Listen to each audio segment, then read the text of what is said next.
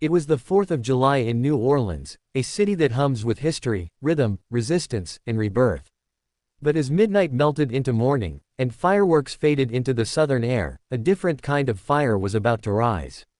A quieter storm, a defiant voice, a woman whose name echoes across generations like a psalm or a battle cry, Lauryn Hill.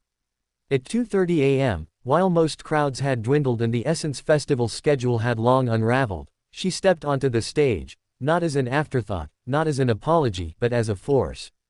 The audience might have been smaller than expected, but they were the ones who stayed. The ones who knew that when Lauryn Hill sings, you don't just listen. You surrender. And yet, whispers swirled. Voices outside the venue spun tales of tardiness, of diva antics, of delays that were laid squarely at her feet. They framed her as the unreliable one, the difficult one, the problem. But Lauryn Hill was not silent. On July 8, she took to social media, not with rage, but with clarity. Not to defend, but to dismantle.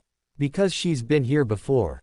She's seen how narratives are written, and rewritten, when a black woman dares to control her own story. Family, she began, addressing her audience not as followers, but as kin. Let me address a few things. And in that instant, the stage expanded beyond New Orleans. It became global. It became personal. She called it what it was, nonsense. She thanked Essence for speaking truth, for clarifying that the delays were not hers to own. Because Lauryn Hill is not a puppet. Not a pop product. Not a body to be pushed on stage like clockwork. She is a creator. A curator. A vessel for truth. And truth takes time. I am involved in every aspect of what it takes to put on my shows, she said. And you could hear the exhaustion in those words, not just from that night, but from years. Years of battling not only sound checks and technical teams, but systems designed to shrink her. Because it requires that much involvement to protect the integrity of my message and the quality of what I do. She doesn't perform. She testifies. Every lyric, every note, every breath is sacred. And to reduce it to schedule slots is to miss the entire purpose. This wasn't a tantrum. This was resistance. Against the industry. Against the clock. Against a world that still doesn't know what to do with a woman who refuses to compromise. Lauryn Hill does not arrive when it's convenient. She arrives when it's right. And yes, it was 2:30 a.m. when she took the mic in New Orleans.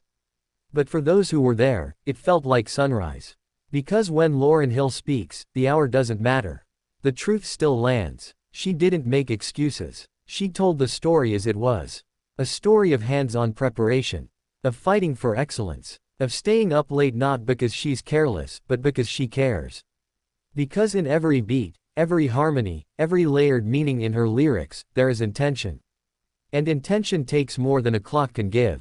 Let the record show, Lauryn Hill didn't delay Essence Fest. Essence Fest delayed Lauryn Hill. Let the record show, she showed up. Fully. Fiercely. Unapologetically. Let the record show, the issue was never her timing. It was always the world's misunderstanding of her time. Because Lauryn Hill doesn't chase crowds. She builds sanctuaries. She turns stages into sacred ground.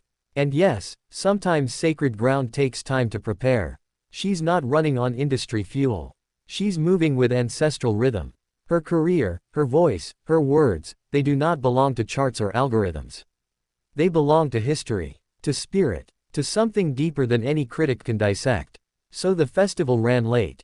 And she was there. She brought the same fire she's always brought, since the days of the miseducation, since the Fugees changed the game, since that voice became the voice for women who needed someone to sing what they couldn't say. She has walked through silence and storm, through exile and expectation. And still, she rises. Not for approval, not for applause, but for purpose. And that night in New Orleans, whether at midnight or morning, she fulfilled that purpose. She sang for the souls. For the tired. For the truth seekers. She sang not to prove a point, but to reclaim her space. And when she addressed the narrative afterward, it wasn't an act of defense. It was an act of clarity. A reclaiming. A reminder. She reminded us that being misunderstood has always been part of her journey. She reminded us that showing up late is better than never showing up at all, especially when what you bring is timeless. She reminded us that excellence, when led by a black woman, is always scrutinized differently. She reminded us that leadership, for women like her, often looks like resistance. And above all, she reminded us why we fell in love with her in the first place. Because Lauryn Hill doesn't give us performances. She gives us presence. She doesn't chase perfection. She chases truth. She doesn't beg for respect. She demands it, simply by being who she is. And when she shows up, whether it's 9 p.m. or 2:30 a.m., we are blessed to receive it. So let them whisper. Let them spin timelines and headlines. Because Lauryn Hill knows her worth. And for those of us who listen, really listen, we know it too.